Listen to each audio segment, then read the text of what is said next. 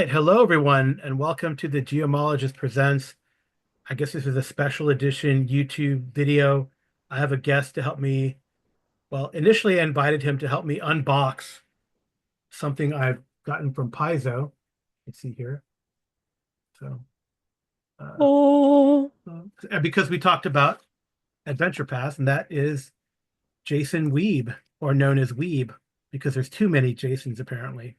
yep. It's So, a how are you doing fact. today, Jason? Thanks for joining me. Hey, thanks for having me, Carl. This is awesome. I'm doing wonderful. It's pretty snowy up here. We're getting our second snowstorm in like 2 days. That's So, crazy. Yeah. yeah. Thankfully, I don't have to go to work today. Oh, yeah, that's good. And you don't have a holiday tomorrow, do you? No, we don't. I think some provinces have like a day off for today, but where I'm at, we don't, Yeah. unfortunately. Yeah, it's called President's Day in the US for tomorrow. So it's an odd holiday, Yeah, honestly. we don't have a prime minister's day. That's so weird. I don't know why we don't have one. We should. Yeah, maybe you should. I don't Yeah. know. Well, I mean, I guess it's a different type of government, right? I mean, because the prime minister, it's a parliamentary system, right? That you guys Yeah. have. I mean, we have Victoria Day, Yeah, which was like one of the Queen's birthdays in yeah, May. So yeah, maybe that's what our President's Day is. yeah. Maybe. Well, maybe one of these days. No, we won't. I hope that never happens. That we'll have a King's Day in the Yeah, I don't know, man. US. Uh, never mind. We don't want to go that way. Yeah, Anyway, seriously. I brought Jason on to do this unboxing, but then we got to talking, and both of us have started new campaigns, and we talked a little more, and then we decided maybe let's talk about starting a new campaign. And I'm sure Jason will touch on this in his podcast, which has just come out. What's the name of the podcast? You get to say it. It's the Dungeon Plunger podcast. There you go. The Dungeon Plunger. So I've heard the first episode. I think you have another one coming out. So I'm looking forward to continuing to listen to it. And Yep. it's pretty fun. Should be out this Wednesday coming Great. up. Great. Are you gonna do is it doing it weekly then or Yeah, that's the plan is to do it weekly. hmm Um, It all depends on how easy, like, because it's been a little bit of a challenge to do the editing and stuff like that. Because I say a lot. But yeah. yeah, I'd like to do a weekly show, and that's the plan. And if it becomes too much, then I'll figure out something else. But I'd like to build an audience so Yeah. I I say a lot too, and I really don't edit those out. Maybe I edit a lot of pauses or do restarts, but a lot I just do it kind of raw sometimes. I don't know if that's if that's an appeal uh or not, but I don't know. that's kind of what I People do. will have to let us know. Yeah, I guess so. I mean, the first episode that I did was raw. Like Hmm. it took me, but I recorded it like 3 times. Oh wow. So the third one was the one that went out. But Okay. the second one that's coming, I it's pretty heavily edited, and I might have edited it too much. I'm Hmm. still learning how to use Audacity and all that. So, Yeah, but it's pretty. I like Audacity. It's a pretty good platform, and you can learn as you go, which is what I appreciate. I'm like, oh, you can do that now. That's kind of cool. yeah, So YouTube is a lifesaver. yeah, yeah, that's really good. Yeah, are you gonna? Speaking of That'll be the next YouTube, one. okay, you're gonna do YouTube. Yeah, Yeah, I don't like my wife uh produces a YouTube channel, so she does all the recording and editing and stuff like that. So even today, she set up the OBS for us to nice. record this morning, which is the game I wanted to talk to you about because I was pretty excited about it when we started chatting here before recording. And I started an AD&D first edition campaign, Okay. and we are running against the Slave Lords, which Oh, is a nice. classic. You know, well, originally it was A1 to A4, but Skip Williams did a from that you probably know Skip Williams that name from Yep. D&D 3.5. So he added another adventure, an A0 adventure, which is levels 1 to 3, because A1 starts levels I think it's 4 to 7. I have it out here. Is that the one that came in the special edition books that they put out? Yes, yes. So that one came. That's in the the compilation of Against the Slave Lords, right? So I have here like the original four still in magazine, cover Look and at that, stuff. man. Yeah. That's sweet. Yep. Yep. Boy, does So that say like $2.45 on there? used $2.50. Yeah, Damn. definitely That's a a bargain. that's a steal. Yep. So this is Slave Pits of the Undercity, which is A1, but A1 is levels 4 to 7. So I think that adventure, the danger at Dark Shelf Quarry is a 1 to 3, right? So, but Sweet. I don't. Yeah, we'll see. I'm pretty excited about it. So we did character creation today. And I was like, okay, we'll probably just do character creation. Unfortunately, we had a lot of technical difficulties because some of the people had, one, never been on Roll20, and two, never used the audio platform we're using, which is using Zoom. So it was a challenge, but hopefully with wonderful editing by Amy, that'll those delays and stuff will go away. Yeah. So it'll sound seamless or look The seamless. magic of editing. Right. But it was cool. It's a really neat party so it was all like no one people had ideas of what they wanted to play, but they all said unanimously, we'll see where the dice go. And we used method one, Gary Gygax's favorite method, which is 46, drop the lowest, put him in anywhere you want to. That's why I called it method one, right? Hmm. It's just You know what first that's interesting that you say that because I always thought it was the 3D6 straight down the line that that's everybody BX. uses. That's Okay. BX. Because I, like honestly, when I started playing third edition, that was what we used. It was the 4D6 drop the lowest, yeah, put them where you that's wanted. yeah, I mean, page of the Tome of Gygax. Oh, all hail thee. Yeah. Method one, all scores are recorded and arranged in the order the player desires. 46 are rolled and the lowest die is discarded. Page Hmm. 11 of the Nice. of the tome or the Dungeons and Dragons according to Gygax. Yeah. So there you go. So that's how One of we the did it, which I thought was nice. was pretty cool. And then we ended up with more or less four fighters.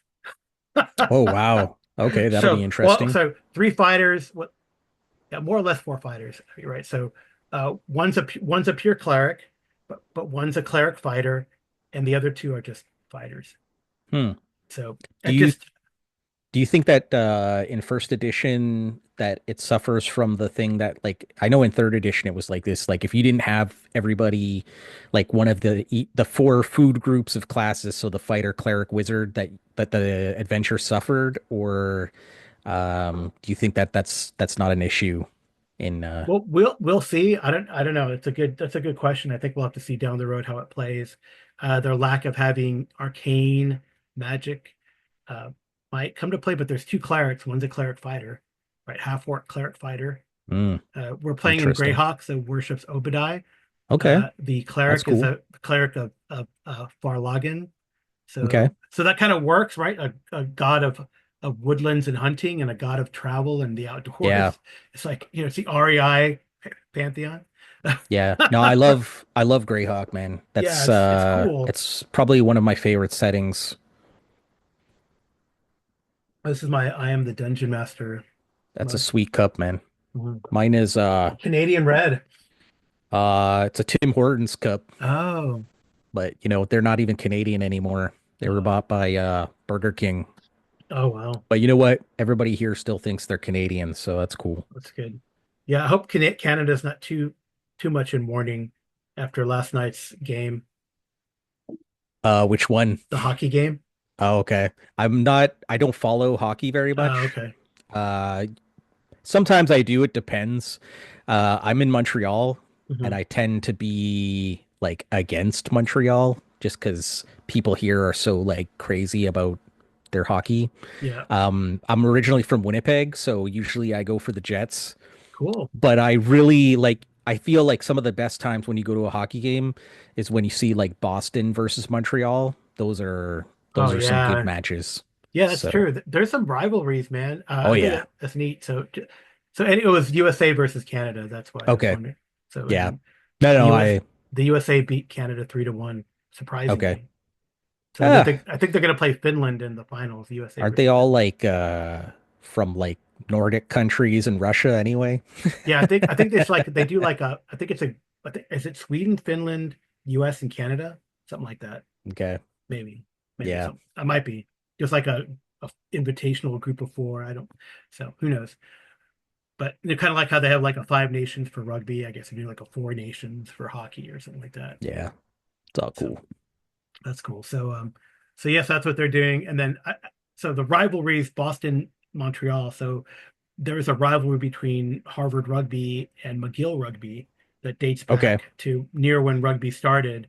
So I we they would come down and play us, and we'd flip, and then we'd go up there and play them, and they flip years, right? So I was able Yeah. when I played rugby, I was able to go up to Montreal, and they were able to, Nice. and we were able to play them down in Cambridge, well, Boston, Cambridge, Okay. but yeah, it was really cool. So it's kind of neat. Yeah, the Yeah. rivalries like that exist, you know from the I Rugby guess is from the Revolutionary War, War of 1812. Is that where that stems I from? I don't know. But honestly, rugby, you got to be tough to play rugby. My hat's off to you, man, because that's a tough game. Yeah, my shoulder, which popped, and my ankle sympathize. So my knees didn't suffer so much. That's good. I think I had got one twisted knee, like a knee sprain, but nothing blew up there. But definitely my ankles and shoulders. It's a lot of twisting Oh and my. pushing Yeah. and tackling, right? Yeah, and you don't really have any gear on, right? Like I think some people wear like the things on their ears. Yeah, you can wear they eventually they develop like soft helmets because you're not supposed to tackle with your head, right? You're supposed to Right. tackle with your shoulder. And some they have developed like soft pads, but Okay. for generally speaking, it's not like hard, it's not like plastic armor like in the NFL or Yeah. CFL, right? Yeah. So Yeah. I but mean that that's what we'd use for Gamma World, right? yeah, right. I mean they say that those guys in football like they suffer traumatic brain injuries just Yeah, because they have the super hard helmets, right? So they can ram their heads more. right. And so yeah, it's you're probably better off because you're a doctor, right? So you need your brain. Yeah. Well, I'm a PhD. I'm not a medical doctor, but Yeah, but you're yeah, a doctor. yeah, sure. You're a doctor, man. You did like what, 10 years of doctor school? Did I? Was it probably like more like eight? Like overall. Yeah, So listen, man, give yourself the credit. sure. Yeah. Well, I guess I'm not that type of person that just puts doctor on everything, but Okay, fair enough. Be humble. It's fine. yeah. Anyway, we definitely gotten a little bit of distractedness. So those are the characters, Cool. right? And then we played a little bit, and I thought it was pretty cool. We so I gave them the adventure hook. So we interacted with the patron who gave them the adventure. I thought they, and what I like about AD&D and the nostalgia, of course, is there, but there's no like rules for diplomacy.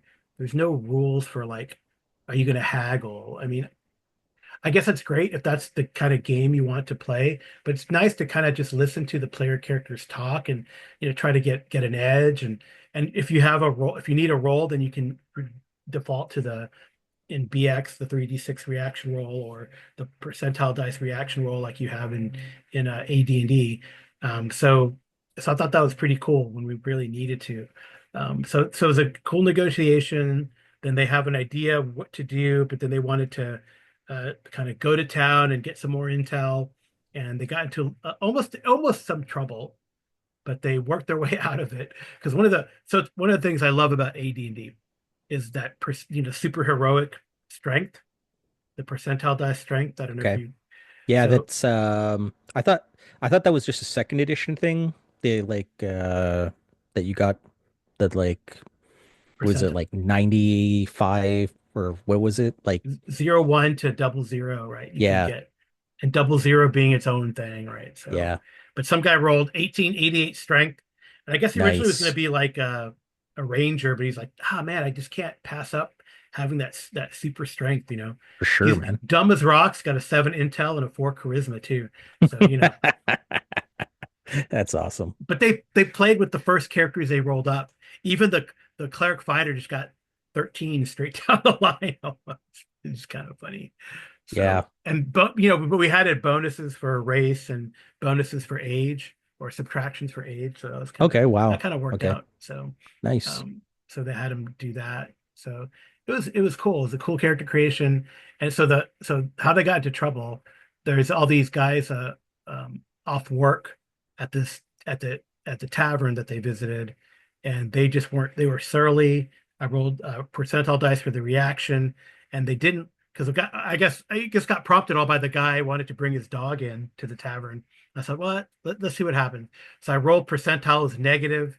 So they like start throwing stuff at the dog. So he takes his dog Oh out, no. and then two guys follow him out there to try to cause some trouble. And then so another character goes with them, and then eventually there's a confrontation, and it was great. The character with the high strength, you just grab the guy. They rolled initiative. They're getting each other. Rolled initiative. We used the grappling kind of rules in the back of the Unearthed Arcana. I'm sorry, this is a reprint, guys. It's a reprint of Unearthed Arcana from the That's a pretty drive-throughs. nice looking one though. Yeah, it's nice. It's printed really well. I mean, really well. But anyway, so we use a grappling rules in the back of the Unearthed Arcana tome. So you grab the guy, held on to him, and then squeezed, and just did so much damage the second round as the guy was like that. It just knocked him unconscious, like just Okay. popped his shoulder out. So strong, Nice. right? So then they interrogated him, got a lot of intel. So I thought it was cool. It's a cool introduction. And in a way, I apologize, Jason, publicly here. That's why I'm tardy to our engagement. So, but That's, because they kept wanting to ask more questions to this guy, I'm like, okay, that's cool, man. that's cool. But it was good. It's fun. I'm it's always exciting when you have players who are like super stoked, you know? Right. Yeah, So they were definitely very engaged. And I liked it. I just kind of ran with it. And again, no die rules for just talking and role playing, and yeah. which I think is cool. Yeah, no, I Um, appreciate that. all right, so Sometimes I've heard I can't remember exactly what it's called. Switching cost, I think is what they call it, where, when you're rolling dice, it kind of takes you out of your being in the role play mode mhm, mhm. and then, you're out of the fiction. And so I can appreciate that, like when people are like engaged, you don't want to lose that and just, roll with it and let things kind of flow the way they need to. So that's very cool, man. I like uh I like everything that you're doing. It all sounds really nice. Yeah, and I think it's just really leaving it to the reaction roles, and then in my mind, if the player character uh, asks the right question or effectively try to diffuse the situation. So, for example, like one of the characters held back while these guys were interrogating was still in the tavern, and I just rolled some reaction rolls, and the other group of surly off-work miners weren't really paying attention. Eventually, they did. One guy confronted the guy, and the guy said, "The player said, I just buy you another round of ale." And I rolled react. That's a great way to prompt the reaction roll. I Yep. rolled again with a bonus. I had the player roll with a bonus, and it was a very positive reaction. So okay, no problem. Yeah, that's So that cool. diffuses the situation instead of like, I mean, letting the dice kind of emerge and how play goes for one, but letting the player take ownership of that situation. And I thought it was cool instead of saying, oh, it's gonna be a quantum barroom brawl Yeah. when it didn't need to be, right? I'd never really considered the idea of using like a reaction roll like that, but that's really smart. Yeah, and you So, can use the 3d6 from BX or the percentile, which yeah. gives you a little bit more granularity, probably Okay. from the AD&D. I think it's on page 83 in AD&D, or yeah, All something like right. that. That's cool. But then you reaction 3d6 reaction roll that you can find in any BX tome, or Hyperborea uses that one too. So Okay. Yeah, it's good. Hyperborea sounds very cool. Yeah, it's a good game. But you've also started a new game. Well, I did start a new game. I'm not 100% sure how long it's going to last for. Hmm. I was basically asked a couple weeks ago by a friend of mine when I was playing Magic. She was like, "Oh," and this is what my next episode is sort of about. Yeah. But basically, they were like, "There's five of us, we all want to learn how to play D&D. We've never played before. Could you teach us? And I was like, oh yeah, sure. That's a cool So thing. yeah, and I was like, honestly, like I got a lot going on in terms of like my gaming stuff going on, but Hmm. I couldn't pass up an opportunity to like get new people into the game, right? Right. So I used Shadow Dark to as my rules base. Mm. I made up pre-gens for them. And then I used Winter's Daughter from Dolmen Wood by Gavin Norman, which is a very good. I'm really impressed with this. Um, and so yeah, they had a wonderful time, and it was like one of those things where um, it was like 10 o'clock at night on a Sunday night, and I was kind of like, okay, well, I have to get up at 4:30 tomorrow, so we should probably call it now. And they're like, oh no, real life sucks. And I mean, that was the best to hear that because, you know, like when you have people who are like so happy to be like playing and so immersed in the game. So I really enjoyed it. And I mean, I have a little bit of FOMO now because I didn't back the Kickstarter for Dolmenwood. Hmm. I was very close to doing it, and I was like, I'm not really down with the fairy tale style like D&D, Hmm. but I've been playing what is it called? Nightmare Over Ragged Hollow by the Merry Mushman Hmm. and Carl D over on the RPR Roleplay Rescue Discord.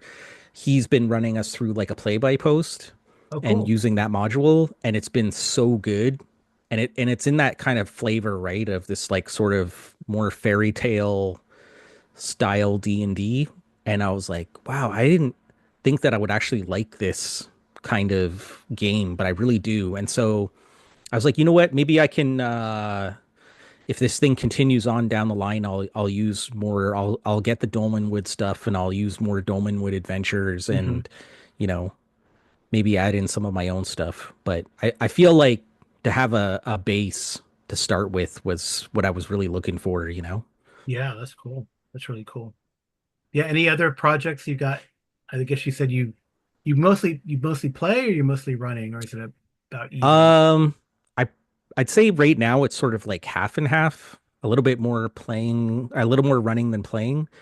So I Mm. have like so this tonight I have a mothership game online. Yeah, I think Uh I've heard about that one. Is that the yeah, one that? Yeah. Okay. yeah, Yeah. Carl runs that one too. Yeah. And then tomorrow I have a different group that my daughter and her friends are in, and they were like, "Dad, can you teach my friends and I how to play D&D?" So I run a Shadow Dart game for them, and they're like super enthusiastic. And That's cool. So why Shadow Dark? so Sorry to just to interrupt you. yeah, no, that's cool.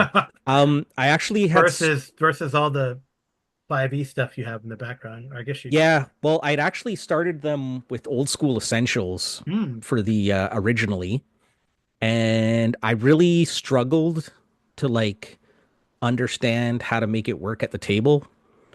It's kind of like how you're saying with like what you were doing in your game, right? Where there's no real like rules for like diplomacy and that kind of stuff.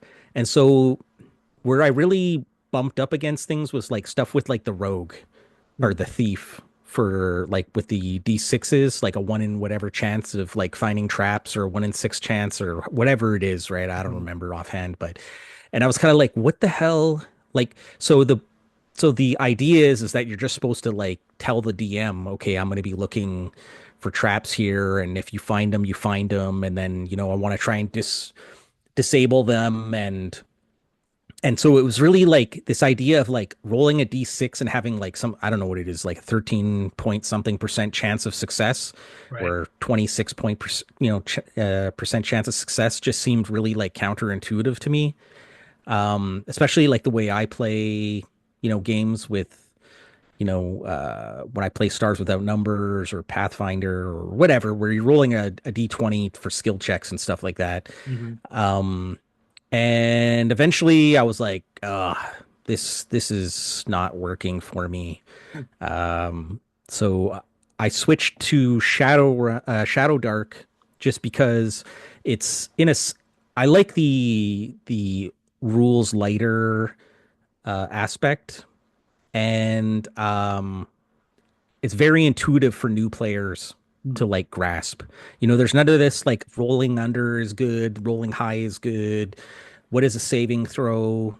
Like I think the first time that my players encountered like rolling for saving throws in OSE, it was a little like, what are we doing? And even I found myself, I'm like, wait, are we supposed to be rolling high on here? Are we supposed to be rolling low?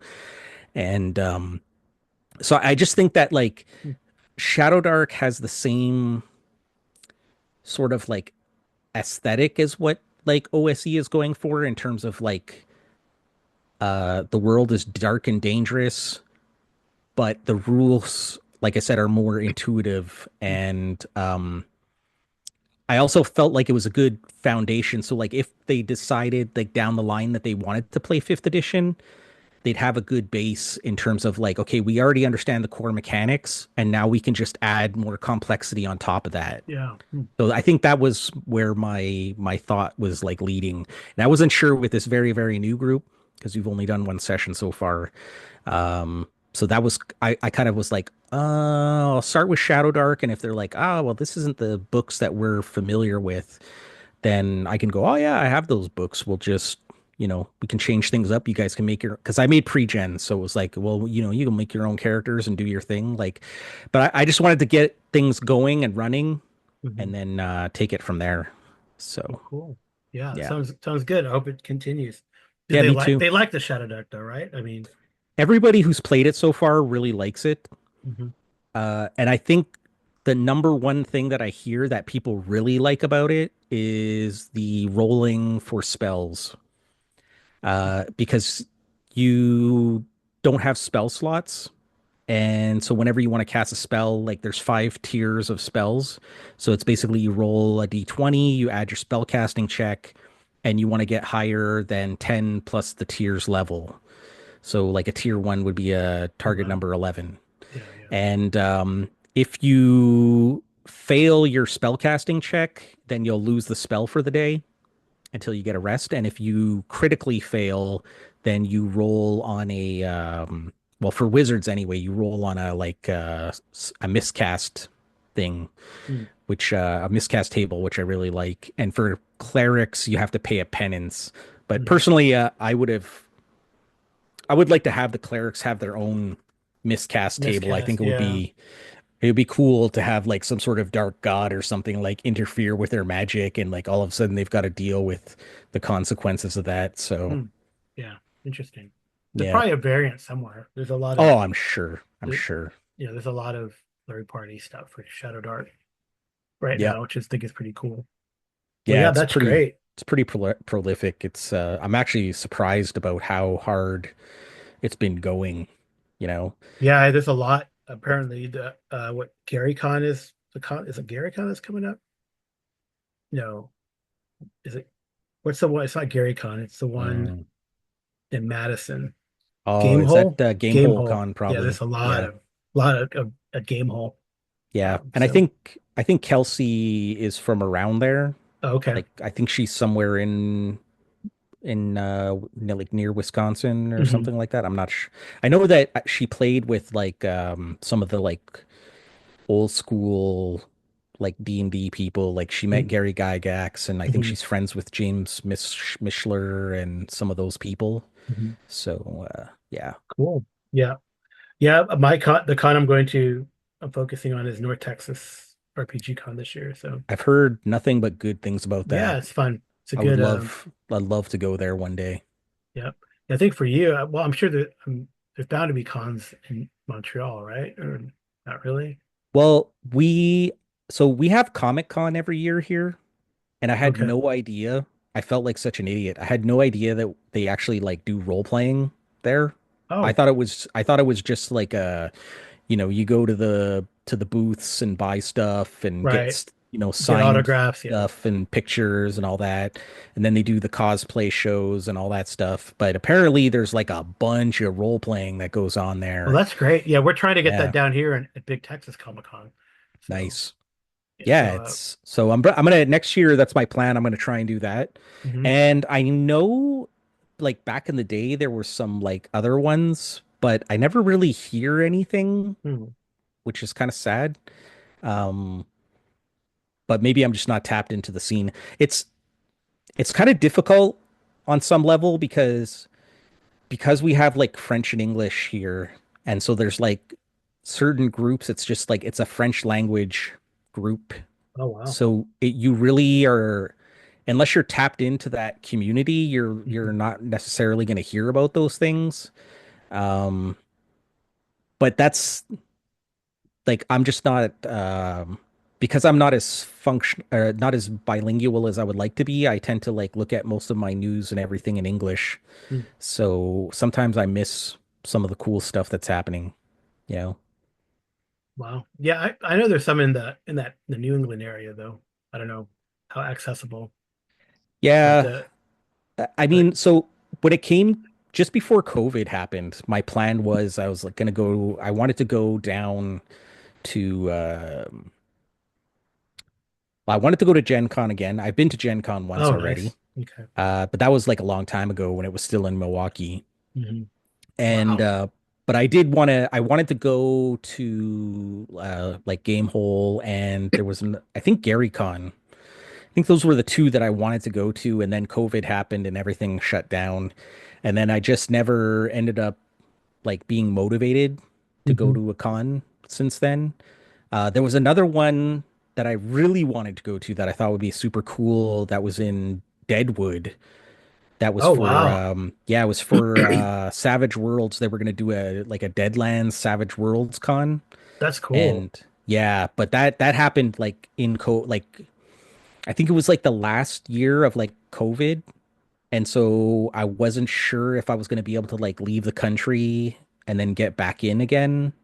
So I didn't want to like risk it. Yeah. But and then I've heard there's like some that are on like cruise ships and stuff. Oh wow. And I'm like, that would be pretty rad to be on a cruise ship and I play some guess it makes D&D. sense. It makes sense. There's like metal vests on cruise Yeah. ships, so why wouldn't there be a Yeah. con? So Yeah, I know there's one up there in the New England area that I'd like to go to. I'd like to go to that one in Providence. It's like a Lovecraft type yes. That Necronomicon, I think is what it's yeah, called. that's the one. Yeah. No, that would be rad. And I then would love to do ShireCon in Connecticut, I think, right? okay. Yeah, I'd love to do a whole like Lovecraft like tour. Hmm. You know, like you go around New England and go to these places where he was, go to Providence and all that. So Well, I mean, like Arkham doesn't really exist though, no, but Jason. I mean like there are real places. Like, I think he based Kingsport off of Marblehead and Hmm. so it would be cool to just get an idea of like, Right. okay, this is what he was talking about when he was writing. Yeah, that's cool. Yeah, for sure. He has a lot of tales in Boston too, right? Yeah. So Yeah. Pickman's model, for Yeah, I example. feel like Boston is a super Lovecraftian town. Yeah, yeah. All right. Well, that's cool. So we should get to this unboxing. Yeah, man, let's do it. All I'm right. curious to see what you got. Yeah, so Paizo, it's a Yeah. big box. So it's from Paizo. I mean, it's probably Adventure Pass because I've been a subscriber forever. I guess we got to do the measuring thing, right? Mm. So it's 13 inches, which is 33 centimeters by. I got to do it for my listeners who honor the metric system, right? So Yeah. 10 and a quarter inches. So that's about 20, 26 and a quarter centimeters, by the way. Wondering about that conversion. And then finally, two and this is a weird one. It's a weird size box. Two and I would say 7/8, Hmm. which is 7 centimeters. Okay. Interesting, right? Maybe That Paizo does their boxes in metric. maybe yeah, maybe they come out of Vancouver. Maybe. Right. Got my handy dandy box cutter here. Careful, man. I know, got to cut away. And now you can see I do cut away. People don't believe me. You're supposed to cut away, but sometimes it's harder to cut away than to cut towards, isn't it? This is fair. I agree. So, all right. So let's see. Unfortunately, Paizo uses circus peanuts, Mm. which like see these things, which is if you have dogs, you gotta be careful because dogs are dumb and they eat anything. Are those ones like starch?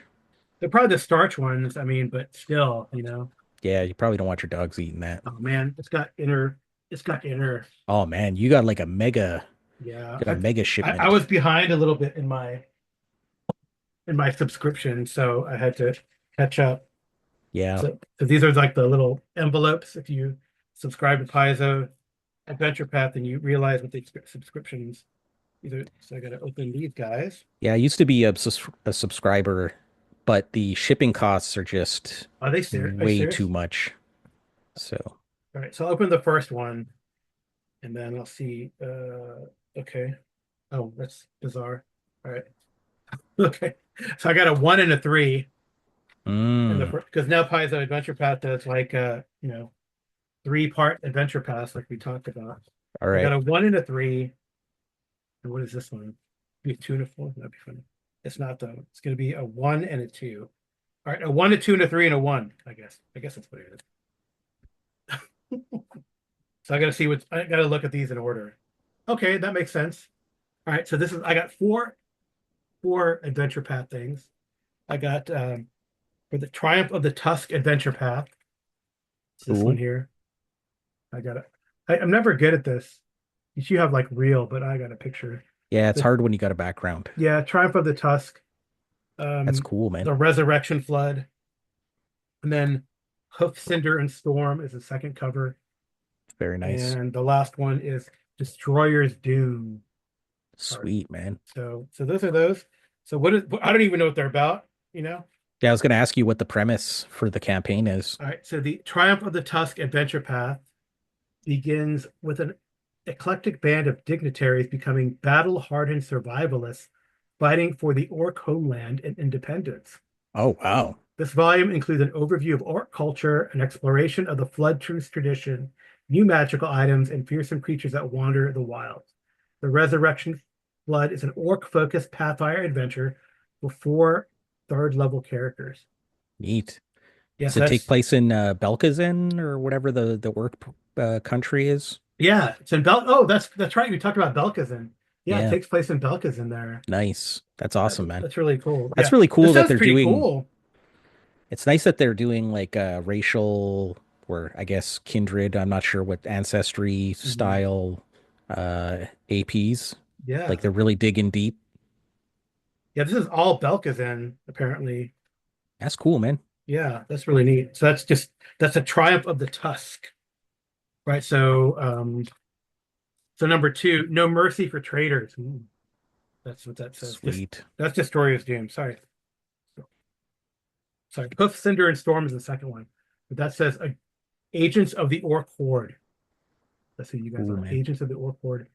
Uh, though they traveled to Belkazan as dignitaries to a harsh land, the PCs have proven their strength and earned a place on Belkzen's war council. Now they must protect the Arak herds that feed a nation, overturn a tyrannical coup in a city of seven mines, and clash with invaders, hoping to capitalize on Belkzen's moment of weakness. As the ancestor storms continue raging overhead, Hoof, Cinder, and Storm is an orc-focused Pathfinder adventure with four six-level characters. So it also includes Shoanti culture Oh, neat. as well, which is good that they're getting to that. Because How I do you guess there feel? are, How do you feel that they got rid of the Drow in second edition? did they? From what I understand, the Drow aren't there anymore. Oh, They've I didn't been even notice. like apparently the Second Darkness AP, Yeah, they're saying that it was like everything was like a serpent person conspiracy or something like that. So I don't know.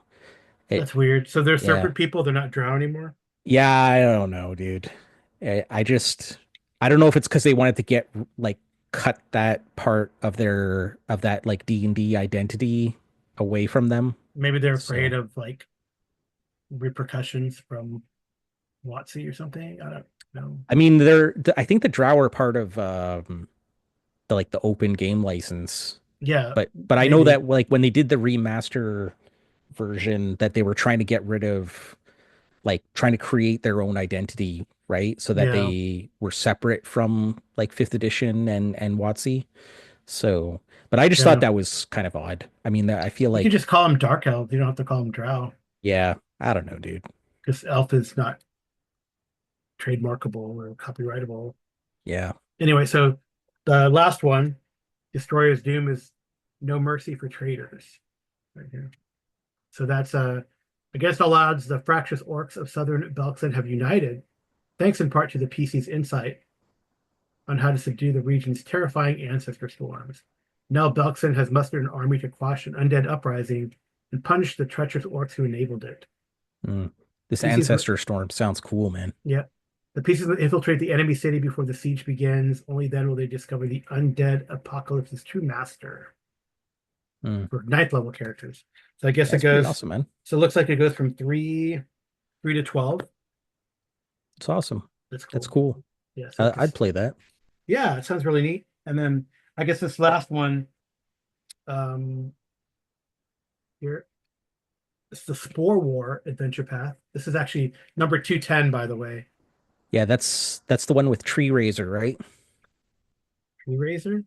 I think it's something to do with the demon Tree Razor or something like that. That's on Golarion. I could be wrong. I don't know. Oh, this one starts at 11. Yeah, it is Tree Razor. You're right. Yeah. That War is one coming to actually, the elven nation of Kyonin. yeah, I want to see that one I'm like super interested in because Tree Razor seems like such a cool bad guy. Yeah. Yeah, it starts at level 11. This is a high level Oh, campaign. there you go. So I wonder if you could go do that one, the Tusk, and then do this one. I don't know. Yeah. A complete adventure for levels 11 to 13. Or that's a good question. I wonder, like for these high level, because Python has a few high level ones that start high level. So I wonder, you Yeah. know, I do don't know you, if they get like because people don't really from what I understand, people don't play high level very much, you know, right? So it's got to be a hopefully you risk can, for them. hopefully you can Oh, see this. oh wow. Yeah, Here's Tree Razor. that's a great piece of art. Yeah. Who's it by? I wonder if it tell me who it's by. Go ahead. But yeah, like it's probably smart for them to do like just a three booker for something high level like that, where they Hmm. can be like, we can satisfy those people who are looking for the high level, gameplay, and you know, and then they're not losing out where they got like a whole, what is it, like 6 months or something like that, where Hmm. like, people don't want to buy it. So Yeah. Yeah. Well, they've gone to like the three book format anyway. So I think yeah, they're having issue with the six, even though that's the thing. We're like in book three of the Bloodlords. So usually book three is like where people peter out. yeah. So we'll see. And how long have you been doing the Bloodlords now? Um, how long? Maybe about a year. Okay. Have to look back. I don't honestly remember. Um, I feel like we're on book five of The Enemy Within, which is the last book. But the Okay. Warhammer Fantasy are like, they're Yeah, those are pretty thick. substantial, I mean, adventures. So yeah, I think we're going on like 4 or 5 years, probably 5 years, it seems. Okay. For so I think we felt good about Bloodlords because we actually finished two books within the year. Nice. So I And you do think that like every 2 weeks or every yeah, every week other or week. okay. But I mean, we don't meet all the time, right? We do other just I mean, just depends. I mean, schedules, right? How Yeah, that goes. So I hear you, man.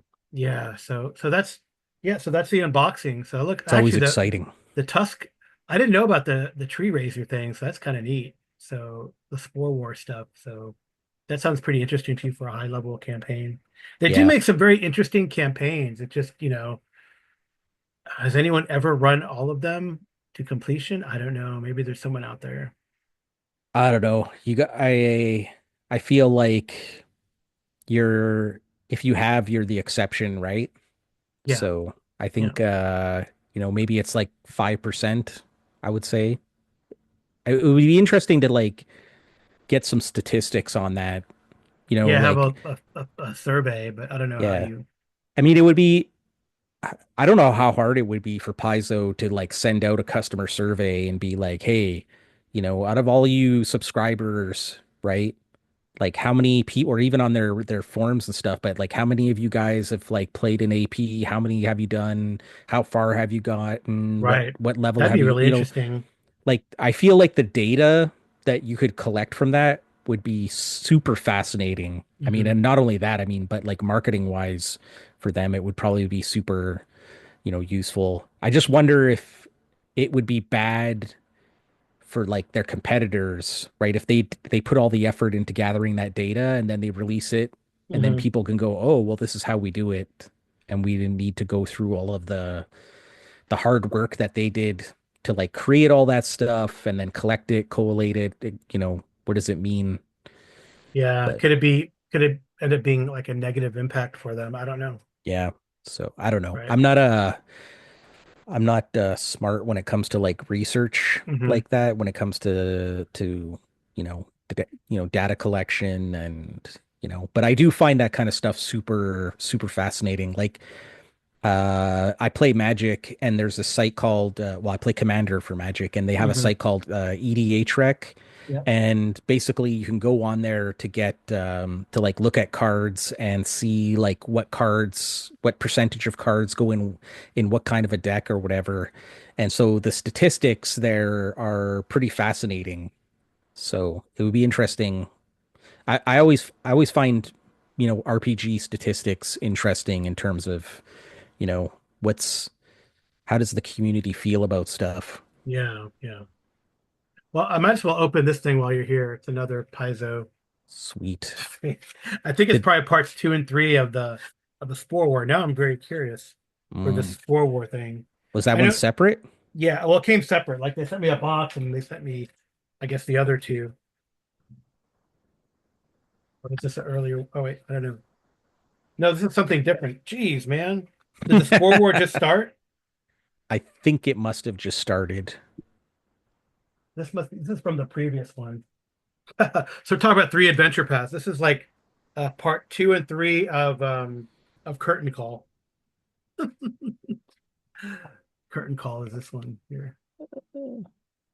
So Curtain Call is I guess it takes I don't know, the first one, what's the first one called? I don't know. But Curtain Call Adventure Path, I really don't know much about either. But this was also a high level one because this is 14 through 17, and the last one is 18 to 20. So they must be being high level, low level, high level. Okay. Because this is the one, these are 205 and 206. And it looks like it's centered around a play, kind of like maybe like the King in Yellow, Oh, okay. maybe. I mean, it's called right. Are you able So to lift it a little higher? so Stinger, yeah. Uh, oh, good. Yeah. There, Oh, there we go. there. Okay. That's Curtain, pretty rad. curtain call. Nice. Yeah. I mean, I probably have the first one on my shelf then.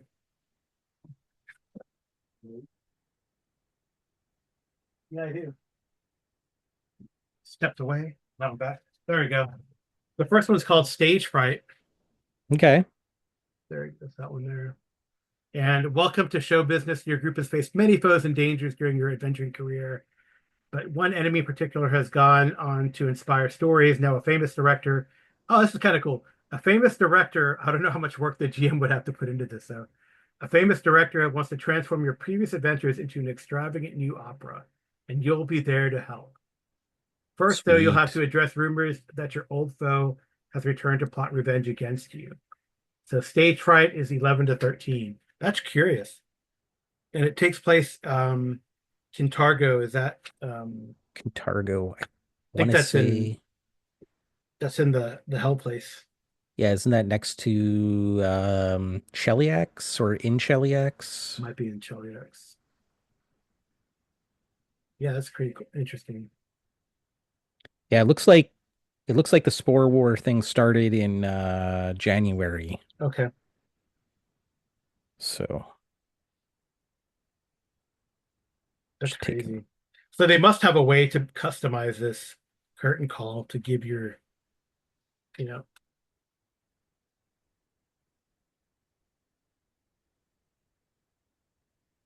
yeah, that's crazy. That was interesting. I don't know. I have to look at the, it says look at the player's guide. I was reading through it. Look at the player's guide for inspiration to, for the context or how to design it, I guess. Let me see. Um, the player's guide helps you and your PCs work out the details of your previous adventure, the one that will serve as an inspiration for the opera. Hmm. Wow. Interesting. Yeah, that's interesting. That's a Sounds crazy session zero for that one. yeah. It sounds almost like a solo role-playing kind of session, What like that where you're creating your previous, adventures. yeah. So, Huh. I'm wondering if it's like a thing where, you roll up on a bunch of tables and then it sparks ideas and, between the group you figure out, okay, well this is what we did and, you know, Yeah, I have but to take a that's look at the player's guide, which I haven't for any of these. So just because I don't yeah. really look at the player's guide until I get to that path. But Like one of the things, and I haven't looked in a long time, but I mean, they used to give you a hard copy of the player's guides, and now I think they're all PDFs. it's all PDF. Yeah. And I'm sure that financially it's not worth it for them to make them, but I would really prefer to like have a hard copy. But I guess they figure that, if they make it PDF, then you can just print it out and give it to all your players and, Yeah. you know, That's but crazy.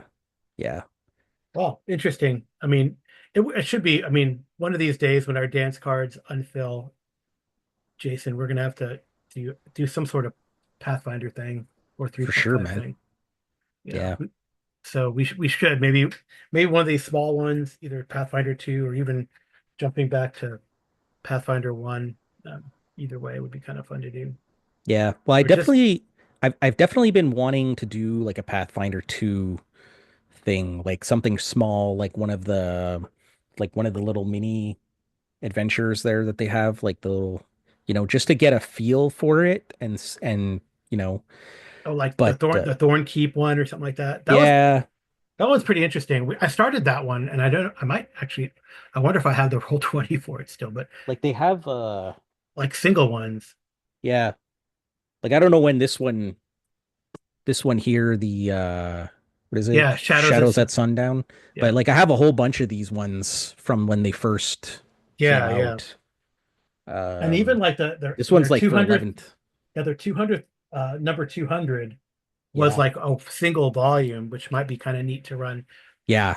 The I would definitely love that one. and it That starts at fourth level, and then that was self-contained.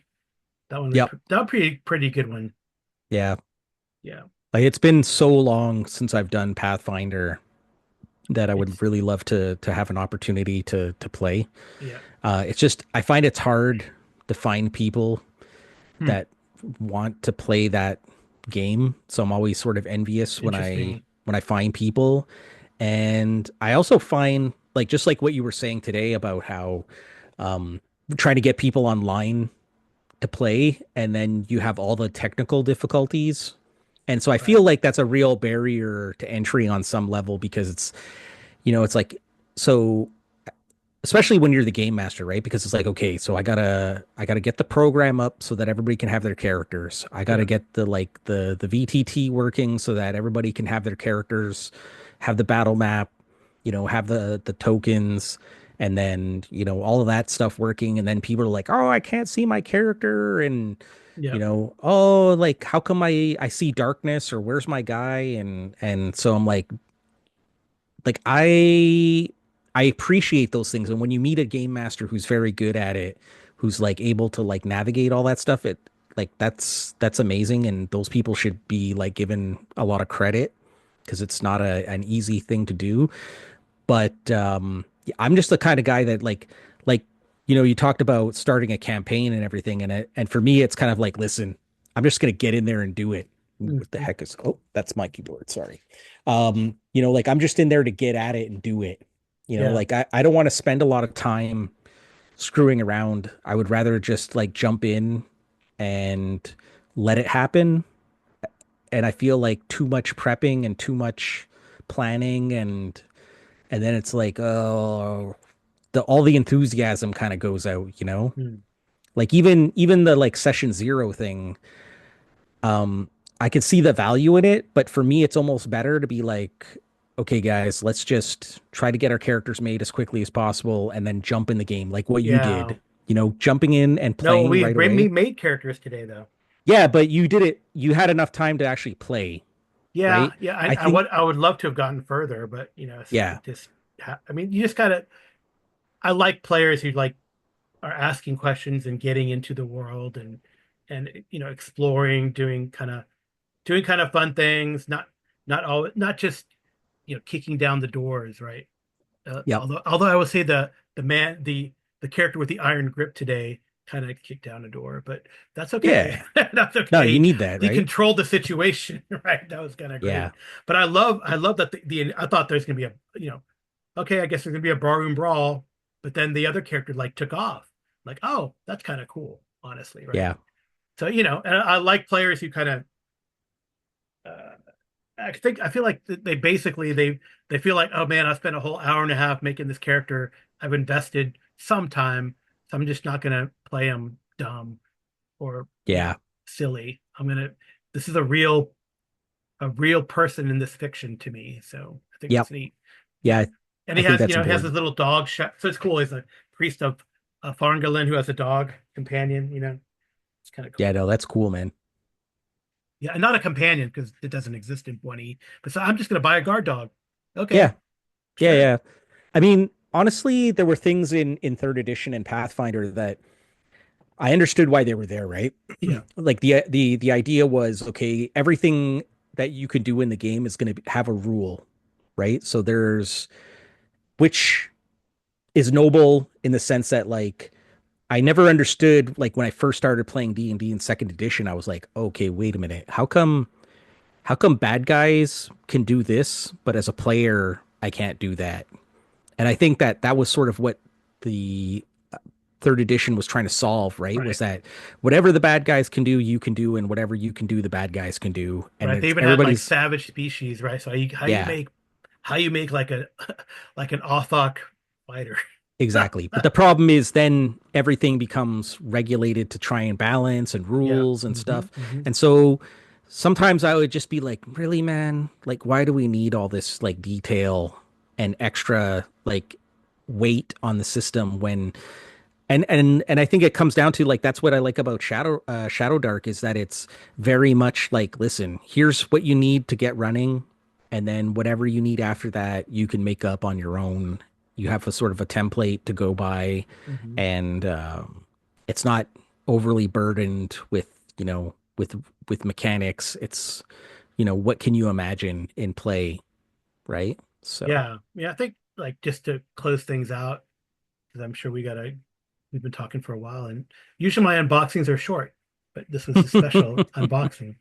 But I feel like a lot of games nowadays are going back to that simplicity, right? Like yep, Shadow Dark here, people, all these, OSR type games, right? They go back to a simplicity where you don't need to codify everything.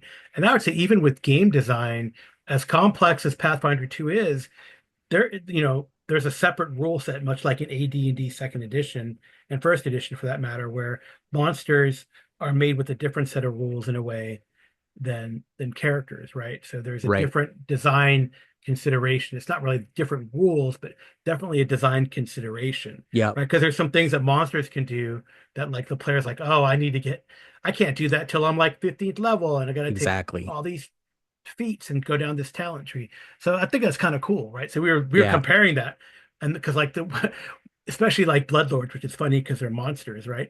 In a way, he's like, my vampire can't do that. You know what I yeah.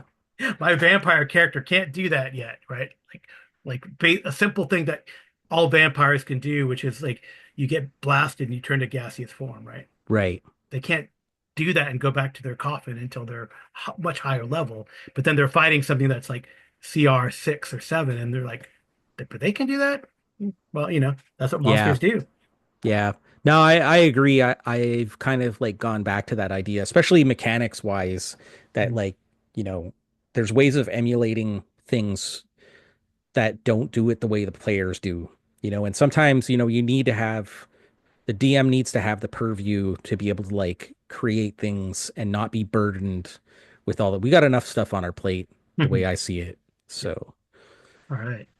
Well, yeah, that's a great ending point, Jason. Thank you so much for joining me for this sort of unboxing, but sort of let's take a look at our the opening salvos in our hopefully ongoing long time campaigns, starting a campaign. And I hope to talk to you again uh, sooner rather than later. It's always fun to have you on, Definitely. and I can't wait to hear more of was it plunging the dungeon, Dungeon dungeon, plunging. dungeon Dungeon plunging, plunger. dungeon plunger, Yep. where you go and plunge the dungeon. Yeah, we plunge into dungeons. Is that, are you a plumber by trade? Is that No, I'm okay? I'm a janitor. I'm like, well, more like a caretaker. Hmm. So, I mean, I do general like repairs and, janitorial work and that kind of stuff in a factory. Hmm. So, but I mean, I worked I also was a caretaker in an elementary school before this, and then before that I used to be a housekeeper in the hospital. Mm. So, I've cleaned and seen things Oh, I'm that, sure you would plunged scar you regular plunged your individuals. share. Yeah, Exactly. cool. So, Well, that's awesome. I can't wait to talk to you again. And yeah, good night, all and good right. rolling in all your games, especially tonight. Thanks. You too.